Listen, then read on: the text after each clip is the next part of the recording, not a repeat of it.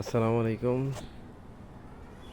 আবারও একটা নতুন ভিডিও নিয়ে হাজির হলাম আপনাদের মাঝে। তো যে সকল গাছের আমার মাচায় দিতে হবে, অলরেডি সে সকল গাছ যথেষ্ট পরিমাণে বড় হয়ে গেছে। আপনারা দেখতেই পাচ্ছেন যে শশা গাছ, তারপরে চাল কুমড়া গাছ, তারপরে লাউ গাছ বড় হয়ে গেছে। একদিনের ব্যবধানে যে এত তাড়াতাড়ি বড় হয় এরা, যেটা কল্পনার বাইরে। তো সঠিক পরিচর্যা সঠিকভাবে করতে পারলে অবশ্যই এরা খুব তাড়াতাড়ি বড় হবে।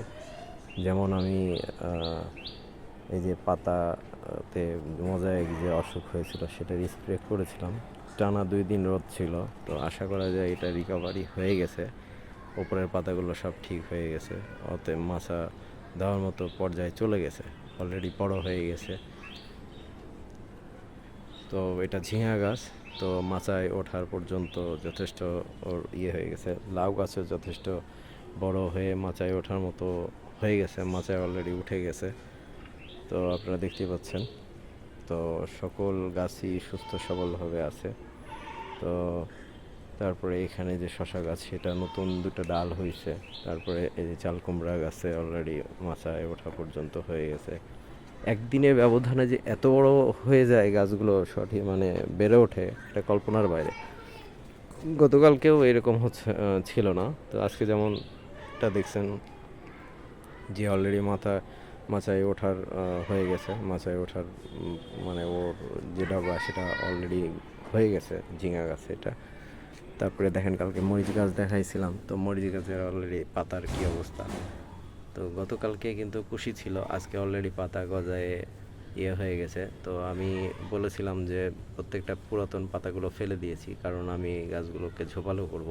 যার দরুন দেখেন প্রত্যেকটা জায়গা থেকে একটা করে ডাল বের হচ্ছে, যা দেখে বোঝাই যাচ্ছে। তো গাছটা অনেক ঝাঁকড়া হবে এবং অনেকটা হবে। তো সুস্থ সবলভাবে আছে। তারপরে দেখতেই পাচ্ছেন।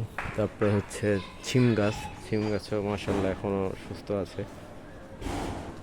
তো এই যে মরিচ গাছ, তো আশা করা যায় পেঁপে গাছটাও মাশাআল্লাহ সুস্থভাবে বড় হচ্ছে। তো আসলে আমার কাটিং করা এখন বাকি হচ্ছে 2টা। একটা মালবেরি, এই যে মালবেরি চারাটাকে কাটিং করব, এবং আপনার বেদানা গাছে কাটিং করব। তো কালকে দেখিয়েছিলাম যে বেদানা গাছের ফুলটা ছোট্ট ছিল, আজকে দেখেন কত বড় হয়ে গেছে। তো মোটামুটি মাশাআল্লাহ সকল গাছই সুস্থ হয়ে আছে। আঙ্গুর গাছটাও দেখেন, আঙ্গুর গাছের আমি কুশি দেখাইছিলাম কালকে, তো আজকে অলরেডি একটু বড় হয়ে গেছে, পাতাটাও ঝরঝরা হয়েছে, দেখতেই পাচ্ছেন, দেখে বোঝাই যাচ্ছে। তারপরে শশা গাছের যে অবস্থা, 2টা ডাল দেখাইছিলাম, সতেজ মানে সতেজ হয়ে আছে ডাল 2টা। তো মোটামুটি যে রোগবালাই ছিল আমার, আস্তে আস্তে সেগুলো রিকভারি হয়ে গেছে, অনেকটাই হয়েছে। আপনারা দেখতে পাচ্ছেন যে পাতাগুলো সবুজ হওয়া শুরু করেছে। আমি স্প্রে করেছিলাম যে সবুজ হলুদ হয়ে গেছিল, যার দরুন আমি স্প্রে করেছিলাম। তো এখন আপাতত সবুজ হয়ে গেছে। তো মাশাআল্লাহ লাউ গাছ সব থেকে বড় হয়েছে বেশি। তো মাচা আমাকে কয়েকদিনের ভেতরে মাচা দেওয়ার ব্যবস্থা করতে হবে। তো খুঁটিনাটি অনেক বিষয় থাকে, যেটা হয়তোবা আপনাদেরকে তুলে ধরবো সামনে। তো যদি নতুন হয়ে থাকেন অবশ্যই আমার চ্যানেলটাকে সাবস্ক্রাইব করে রাখবেন, তাহলে আমি নতুন নতুন ভিডিও দিতে পারবো আপনাদেরকে। তো আজ এ পর্যন্তই, ভালো থাকবেন।